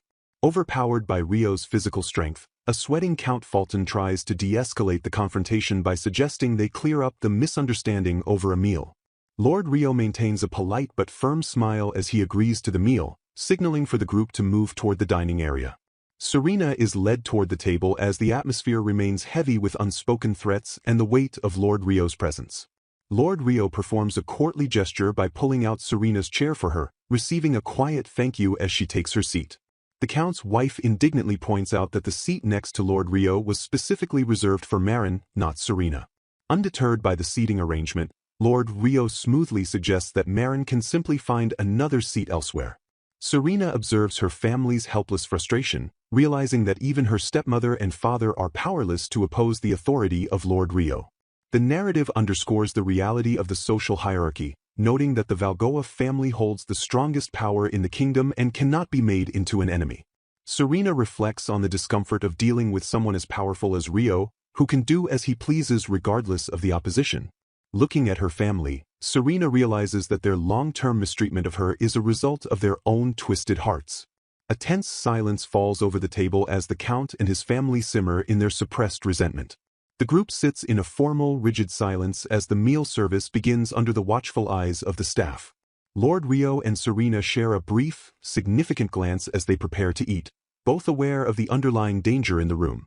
Serena's suspicion spikes as she wonders if her family has gone so far as to order the food to be poisoned. As the cold potato soup is served, Serena hopes that catching them in an attempted poisoning would finally solve all her problems. Serena stares down at her plate with a grim expression, internally questioning if there is a lethal substance hidden in the meal. Leaning in close, Lord Rio smiles and remarks that the food smells wonderful, momentarily breaking Serena's dark train of thought. Trusting Rio's keen senses, Serena concludes that if he finds the scent pleasant, the food is likely safe to eat. Serena begins to eat, finding that the food actually tastes quite good now that her immediate fear of poison has been alleviated. Serena reasons that her family wouldn't dare use poison in such a public place, noting that the food appears completely untainted. A servant approaches the table, ready to pour wine for the guests as the meal continues. Noticing the servant's sickly and distressed expression, Serena hesitantly agrees to take the wine being offered. The wine is poured into Serena's glass as she looks on with a renewed sense of unease. The table raises their glasses for a toast, though the tension remains palpable in the eyes of the Count and Lord Rio. Serena watches Rio closely, wondering if he will detect anything suspicious in the wine by its scent alone. When Serena asks if he likes the wine, Rio simply says yes, prompting a sudden, angry outburst from the Count regarding her perceived rudeness. Lord Rio takes a long drink of the wine while the Count watches him with a terrified, wide-eyed expression. Serena is struck with a sudden panic, internally screaming and wondering if the wine is actually safe for him to drink. The Count's wife sips her wine calmly while the Count himself begins to gasp and choke in a state of visible distress. Lord Rio remains perfectly composed, telling Serena that the wine is very tasty as he continues to observe the unfolding chaos. The Count collapses into a coughing fit, and Serena realizes with horror that her family was actually trying to target her with the tainted drink. Chaos erupts as the Count's wife screams in agony, and the Count desperately demands to know why the plan has gone so terribly wrong. Looking down at the suffering Count, Lord Rio calmly asks if the poison used is the type that only kills if consumed in large amounts. A terrified Count Fulton is apprehended by guards, crying out that he was promised mercy if he followed the instructions given to him. Rio sniffs the wine one last time and identifies the substance as a sleeping drug, mockingly noting that the Count shouldn't meddle with things related to wolves. Lord Rio confronts Count Fulton, accusing him of poisoning Serena and tampering with his own drink. Count Fulton, sweating and wide-eyed with fear, desperately tries to claim that there has been a simple misunderstanding. Despite the Count's denials, the household is in chaos as his wife continues to suffer from the poison. Lord Rio scolds the Count for trying to shift the blame onto a servant after his crimes have been laid bare. Maintaining a chillingly calm demeanor, Rio promises Serena that the truth will now reveal itself without any further effort from them. Serena is left stunned and confused, wondering exactly how the palace's dark secrets are about to be exposed. Rio explains that once a leader betrays his subordinates to save himself, total control collapses into a battle of mutual accusations. Terrified of the consequences, the Count internally panics and resolves not to admit that the poison used is indeed lethal. Lord Rio coldly asks the Count to produce the antidote while the villain maintains his desperate lie of innocence. Rio further pressures the Count by suggesting his own subordinates accidentally put all the poison into his wife's glass. The Count's wife screams in terror, begging for the antidote as she realizes her husband's scheme has backfired on her. To his horror, the Count realizes his own family is turning on him as the web of lies begins to unravel. The Count's wife points an accusing finger, revealing that he is acting exactly as he did when he killed that woman. Panicked by the sudden mention of his past murders, Count Fulton screams for his wife to shut up and stop talking nonsense. Marin watches in tearful shock as her family falls apart, crying out to her father for an explanation. The Count lashes out in a rage, telling his family to shut up while claiming his actions were meant to ensure their happiness. Internally, the Count plots to silence his head butler, the only accomplice who knows he ordered the deaths of Serena's mother and grandfather. He decides to play ignorant regarding the sleeping drug in Lord Rio's drink and the attempt on Serena's life. The Count's final plan is to pin all current crimes on the butler and have him executed to tie up loose ends. He orders the immediate seizure of the butler while still desperately demanding the antidote for his wife. The head butler is stunned into silence as he hears his master's betrayal out loud. Seeing no other choice, the butler immediately confesses, swearing he only acted under the Count's direct orders. The household staff joins the chorus of accusations, begging for mercy while admitting they mistreated Serena on the Count's command. Lord Rio and Serena look on as the Count's authority vanishes, with Rio simply saying, "Very well," to the confessions. Rio offers a reduced sentence to anyone who testifies truthfully about the illness that killed Serena's mother and grandfather. Count Fulton is paralyzed with fear as he realizes his past poisoning crimes have finally been uncovered. He tries to reassure himself that there is no physical proof, hoping his accomplice will remain silent. The Count recalls that he dismissed all potential witnesses years ago, leaving the butler as the only remaining threat. Looking at Marin, the Count believes she is his only remaining ally and tries to maintain his composure. To his utter devastation, Marin speaks up and offers to testify against him. Marin reveals she knows everything because she heard the truth and the location of the poison directly from him. With a smile, Marin calls for her father's immediate arrest, exposing him as the murderer of Serena's mother and the previous Count. The Count's wife, desperate for her own life, also agrees to testify to everything in exchange for the antidote. Shattered by the betrayal, the Count realizes his family has completely turned their backs on him despite his claims of sacrifice. The Count loses all control, screaming that they are useless women as his world collapses. He points a trembling finger at his wife, blaming her for everything and calling her the reason things fell apart. His wife retorts that she never asked him to kill anyone, even if she did insist on becoming a countess. She realizes that despite his claims of love, the Count has truly despised her family's low rank all along. In a final, desperate outburst, the Count screams that it was Serena's mother who forced him into a miserable marriage. Serena and Lord Rio listen as the Count's breathing becomes ragged, preparing to deliver the final truth. Lord Rio reveals that his uncle's investigation proved Serena's mother never actually wanted to marry the Count. He explains that she sent several letters before the arrangement, which the Count likely never even opened. The heartbreaking content of those letters was a plea for the Count to be the one to refuse the marriage. Because the Count never replied to her letters, she was forced to fulfill her noble duty for her family's sake. The Count had narcissistically assumed those letters were overflows of affection and love for him. Rio reveals the final blow. Serena's mother had a secret lover in her homeland and asked for nothing from House Fulton. Count Fulton screams that these revelations are lies, unable to accept that he was never truly desired. Serena confirms the truth, sharing a secret her mother told her about once loving someone else before her death. Her mother was only happy because Serena was born, yet the Count killed her just to marry Marin's mother. The Count justifies his murders by claiming Serena's mother had weak love, while his own murderous obsession was real happiness. With tears streaming down her face, the woman stares in disbelief as she questions if the accusations being leveled against her are truly reality. A man grimaces in visible agony while a young woman looks on with a cold, piercing gaze that shows no signs of mercy. Desperately attempting to justify his actions, the man claims he only sought comfort from another woman because his own father was cruel and misunderstood him. He turns his venomous rage towards Serena, blaming her for everything falling apart and claiming it is her fault for not obeying his commands. Serena stares back with wide, tearful eyes and bluntly calls him out for being someone who is incapable of living without blaming others for his own failures. Overwhelmed by the pathetic nature of his excuses, she looks away and delivers a final, crushing blow by declaring just how pitiful he has become. Enraged by her pity, the man screams at her, asking who she thinks she is and lamenting that he should have sold her off to a greedy noble long ago. Lord Rio steps forward and exposes the man's cowardice, pointing out that he valued his own safety over saving his suffering wife by withholding the antidote. He further dismantles the man's delusions of love by revealing that if his wife had truly loved him, she wouldn't have been the one to personally expose his crimes.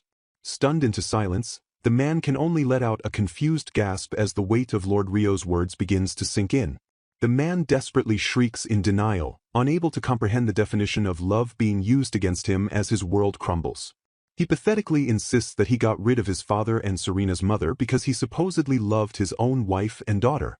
Falling into a spiral of regret, he questions the point of his existence and wishes he had simply endured the woman instead of committing his crimes. Broken and defeated, the man collapses to his knees on the floor while Serena watches his pathetic display with a stoic and unwavering expression. On Lord Rio's command, the guards move in to seize the disgraced man and drag him away from the scene. The guards roughly hoist the man up by his arms, forcing him into a submissive posture as they prepare to escort him out. Serena reflects on how small her once feared father looks now that he has lost his title, his family, and his dignity for the sake of his own selfish benefit. Closing her eyes in a moment of somber reflection, she harbors no desire for him to find peace after the pain he caused. She expresses a final, bitter hope that he suffers exactly as much as he made his victims suffer throughout his life. In the aftermath of the confrontation, a panicked Marin rushes to Lord Rio's side, claiming she was terrified by the unfolding events.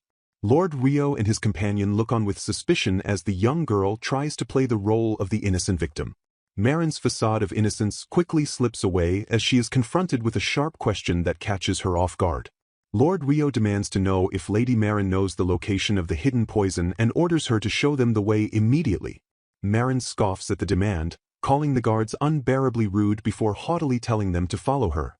The group follows Marin through the manor as she leads the way toward the evidence of her schemes. Serena recalls Lord Rio's promise to lessen the punishment only for those who tell the truth about her mother and grandfather's suspicious deaths. She wonders aloud if Marin and the stepmother will escape punishment for the crimes they confirmed. Lord Rio explains that they can connect their actions to the attempted assassination of Serena using the poison Marin is currently leading them to. Serena looks at Lord Rio with a mix of anxiety and hope as they discuss the fate of Marin and her stepmother. He notes that since the servants have lost their employer, they will likely testify about the family's crimes without any hesitation. As they walk, Lord Rio's attention is suddenly drawn to a specific maid standing nearby. Identifying her as Marin's personal servant, Lord Rio expresses his firm desire to speak with the woman immediately. Terrified, the maid falls to her knees and offers to confess everything, pleading only for them to spare her hometown from any retaliation. Serena and Lord Rio look down at the trembling maid in surprise as she begs for mercy regarding her impoverished background. The maid explains with a look of deep distress that her hometown is a poor barony struggling with immense financial hardship. She reveals that her family was desperately trying to raise funds to repair a dam that had previously flooded and killed many of their people. Driven by a desperate need for money to save her people, she shouts that her primary motivation was financial survival. The maid tearfully apologizes, admitting she ignored Serena's suffering for the sake of the money she needed to help her struggling family. Serena realizes that the maid was often exhausted by Marin's spoiled behavior and can't remember the woman ever being intentionally cruel to her. Showing a moment of rare empathy, Serena tells the maid that she understands the difficult situation she was forced into. While she cannot believe the story without question, Serena admits she has no desire to see innocent people punished for their circumstances. The maid looks up at Lady Serena with a glimmer of hope and gratitude in her tear-filled eyes. Serena promises not to harm the maid's hometown as long as she reveals exactly what Marin was planning to do. Relieved by the promise of safety for her family, the maid agrees to cooperate fully with the investigation. She confirms the shocking details of the plot, revealing that Marin gave a girl named Connie poison to kill Serena. The maid confesses that she couldn't stand the thought of someone being poisoned and secretly replaced the lethal substance with water. Serena reacts with a sharp gasp of shock as the full extent of the danger she escaped is finally revealed. The gravity of the betrayal and the maid's secret intervention hangs heavy in the air as they process the revelation. Suddenly, a panicked warning rings out for Lady Serena to watch out as a new threat emerges. Marin's voice sneers with malicious intent as she praises Connie for a job well done, signaling a final treacherous move. Lord Rio finds himself in a precarious situation as one of Marin's night guards attacks, noting that his own guards are absent and he is currently unarmed. The sound of a sickening crack echoes through the room as the night guard's assault connects, catching Lord Rio off guard. Reeling from the sudden betrayal, Lord Rio's companions cry out his name while he demands to know whose orders led to this violence. Serena watches in horror as the night guard she recognizes as Marin's own turns his blade against Lord Rio, leaving the man groaning in pain. Surrounded by guards who have finally intervened, the treacherous night guard desperately begs for death as he is restrained. Lord Rio gazes down at his attacker, grimly noting that the heir to the Valgoa family was the specific target of this assassination attempt. Standing firm, Lord Rio tells the man he cannot atone simply by dying and offers to spare his family only if he reveals the true mastermind behind the attack. Breaking under the pressure, the maid points a trembling finger and confesses that it was Lady Marin who ordered the knight to disfigure Serena's face. Marin shrieks in a desperate attempt to frame the maid, claiming the servant is lying to trap her and begging Lord Rio not to believe the accusations. A cold voice mocks the night guard, telling him that Marin is far above him and likely does not even remember his name. The night guard's eyes widen in shock as he realizes the magnitude of his betrayal by someone he risked everything to serve. He mutters to himself in disbelief, crushed by the thought that Marin could be so indifferent to his very existence. Marin stares with a blank, unfeeling expression, her silence confirming the knight's worst fears about her lack of empathy. Showing her true colors, Marin scoffs at the knight, calling him a useless man and asking why she should bother remembering his name at all. Stunned by her casual cruelty, the knight is left speechless as the reality of his expendability sinks in. Letting out a final, soul-crushing scream, the night guard is dragged away while a discarded sword lies on the cold stone floor. Marin finds herself cornered and vulnerable as the sequence of events she set in motion finally turns against her. Clutching her face in a state of absolute panic, Marin screams about her appearance as the consequences of the struggle become apparent. Lord Rio looks on with a stoic expression while Serena watches the chaotic scene from his side. Marin continues to shriek about her face, collapsing to the floor in a heap of despair while the men watch her outburst. Lord Rio stares down at the fallen woman with a cold, unwavering gaze that offers no comfort or pity. He tells Marin she should be thankful to be alive, explaining that the blade only slightly grazed her face. Reflecting on the chaos, it is noted that Marin would have been slaughtered if Sir Eddie had not been there to intervene at that exact moment.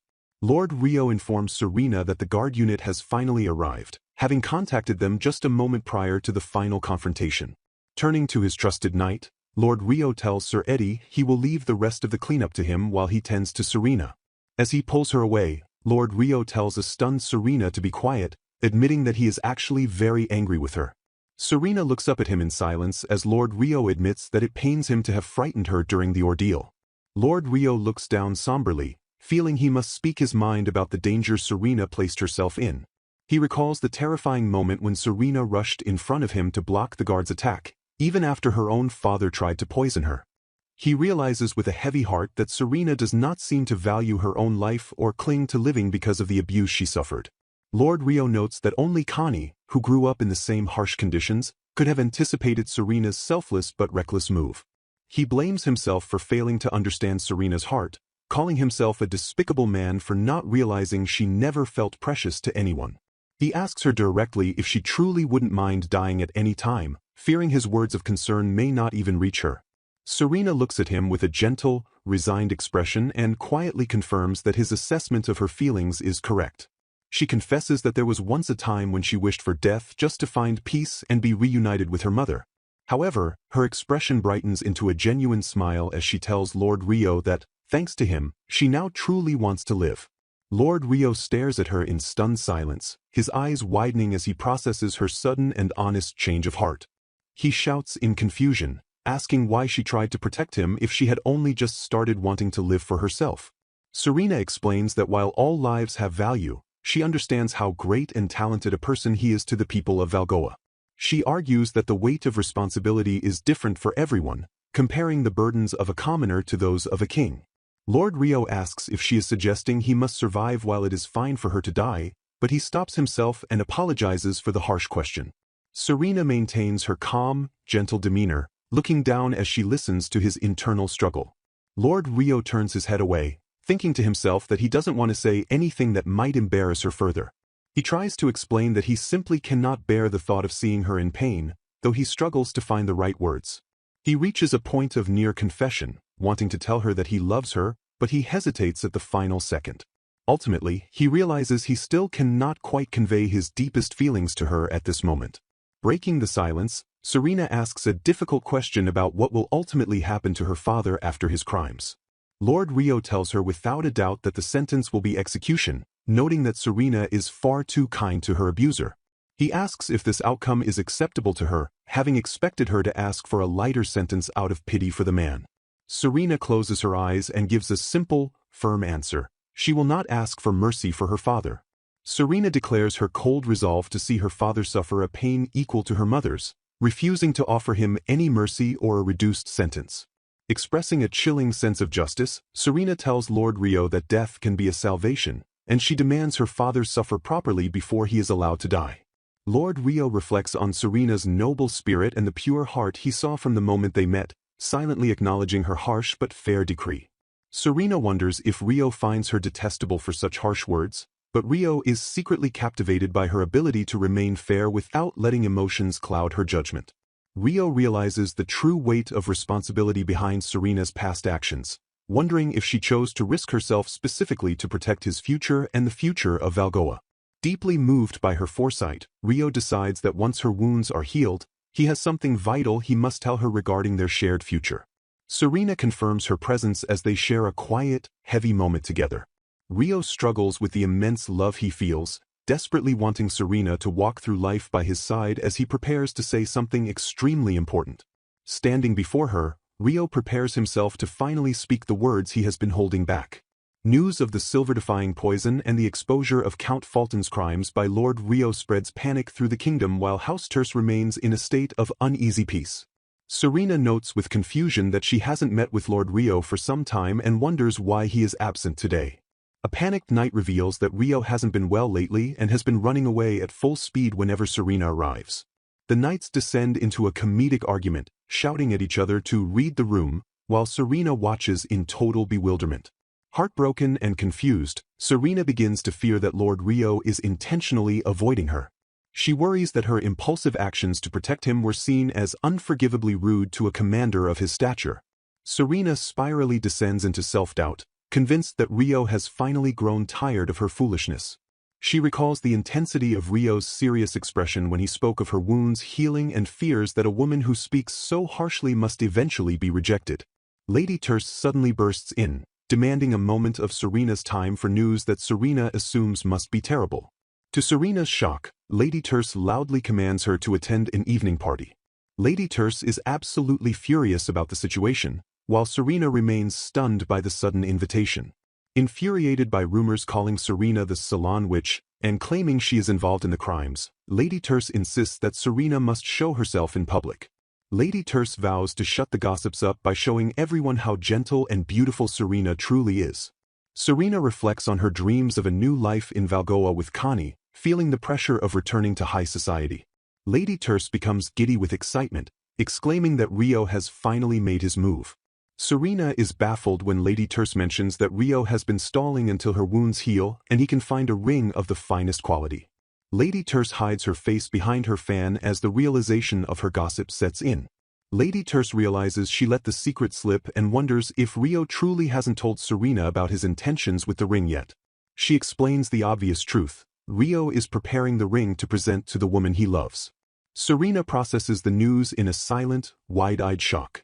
Serena concludes that Rio has found a marriage candidate in the capital and is avoiding her to prevent any misunderstandings with the woman he loves. She reminds herself that despite her noble title, her family is in prison and House Fulton is a disgraced scandal that no high-ranking noble would want to touch. Resigned to her fate, Serena decides she will go to Valgoa and simply watch Rio and his future wife from a distance. She regretfully wishes she had never trained Rio in how to properly escort the women of the capital. Lost in her own thoughts, Serena stares off into the distance as her heart aches. Serena finally faces the truth of her own heart, admitting to herself the depth of her feelings for Lord Rio. With a heavy heart, Serena inwardly confesses that she truly loves Lord Rio. She cries out in internal frustration that the entire situation feels wrong. Serena decides that Rio's avoidance is a sign of his loyalty to his other woman, ensuring their relationship isn't misunderstood. Overwhelmed by her first experience with love, Serena feels a deep, hopeless envy for the woman who will receive Rio's affection. Connie is outraged to hear Serena is being avoided and offers to go punch Lord Rio in the face on her behalf. Surrounded by her supportive maids, Serena despairs over her romantic plight and wonders what people usually do in these situations. Serena remains silent and contemplative, her face full of uncertainty. Breaking her silence, Serena asks her companions to listen to her for a moment. The maids wait in hushed anticipation for Serena to speak her mind. The room is filled with a tense, expectant atmosphere as Serena prepares to confess. Blushing deeply and trembling with fear, Serena finally confesses to the maids that she has fallen in love with Lord Rio. The maids react with various expressions of shock and surprise at her sudden honesty. Serena laments that since Rio already loves someone else, she has no idea what to do with these painful feelings. The maids are completely stunned, questioning who on earth Serena thinks Lord Rio could possibly love other than her. Serena explains that while she doesn't know the lady's identity, she knows for a fact that Rio is preparing a ring for her. Serena's maids cheer for her success, noting that the direction of her romantic arrow is finally hitting its mark. The head maid steps forward to confirm that Serena's suspicions are correct. Lord Rio is indeed preparing a ring. While the head maid claims to be fully aware of all palace affairs, Serena feels a sinking sense of resignation that her fears were justified. Serena asks who the ring is for, even though the head maid admits she has never heard of Rio harboring feelings for any other woman. The maids encourage Serena to ask Rio directly and promise to take care of creating the perfect opportunity for the confrontation. Though hesitant, Serena agrees to trust the maid's plan and meet with Lord Rio.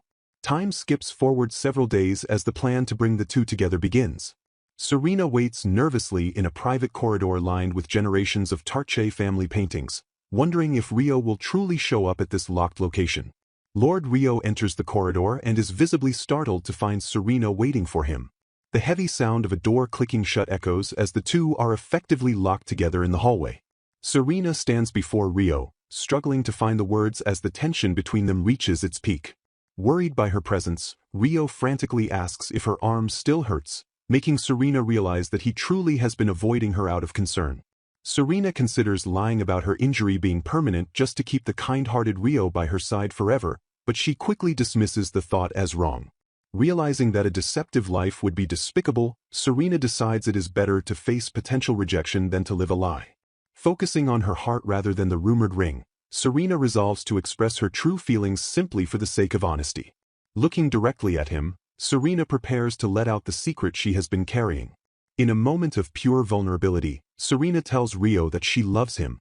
Serena repeats her confession with tears in her eyes, finally baring her heart to Lord Rio. Rio stares back at her in stunned, wide-eyed silence as the weight of her words sinks in. Relieved that she managed to say it, Serena feels that her confession is enough, even as Rio begins to speak of a stray cat.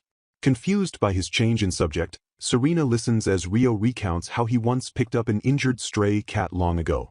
Rio explains that the cat was gentle but wary, and while it eventually grew accustomed to him, it disappeared the moment its wounds were healed. He confesses that he distanced himself from Serena out of fear that she, like the cat, would only rely on him until her recovery and then vanish. Serena realizes the cat likely left to avoid being a burden, but Rio firmly declares he has never once thought of her that way. Rio apologizes for his confusion, causing her to confess first, revealing that he had actually planned his own confession for the day she was fully healed. Overwhelmed with emotion, Serena admits she never knew he felt the same way about her. Serena shocks Rio by revealing that a doctor actually examined her a few days ago and declared her completely healed. Rio is momentarily speechless, processing the fact that the healing milestone he was waiting for has already passed. Realizing there is no more reason to wait, Rio asks if he can finally give his own confession now. Serena looks up at him expectantly, acknowledging that the moment has finally arrived. Taking her hand, Lord Rio clearly declares his love for Serena. The maids and knights suddenly burst in, showering the couple with congratulations now that they are finally together. The group playfully teases Rio about the ring he prepared and pushes the couple to take their romantic vows outside. Rio leads Serena to a stunning outdoor display he prepared specifically for the day her injuries healed. Overcome with joy at the beautiful sight, Serena cries out that she is incredibly happy. Lord Rio presents a ring box and asks Serena the ultimate question, "Will you marry me?" With a radiant smile, Serena accepts his proposal with absolute pleasure. Rio leans in and sweeps Serena into a romantic embrace. The couple shares a tender, long-awaited kiss as the world around them fades away. Their friends watch from the sidelines, expressing a mix of relief and frustration that the two finally got their act together. The knights jokingly tell their master to read the room, as they apologize for the noisy interruption. The celebration continues as the group begins planning a massive tour of every dress shop in the city for the upcoming wedding. Serena looks back at her friends with a peaceful, content expression. Rio gazes into Serena's eyes and whispers that they will continue the rest of their romantic celebration at the wedding.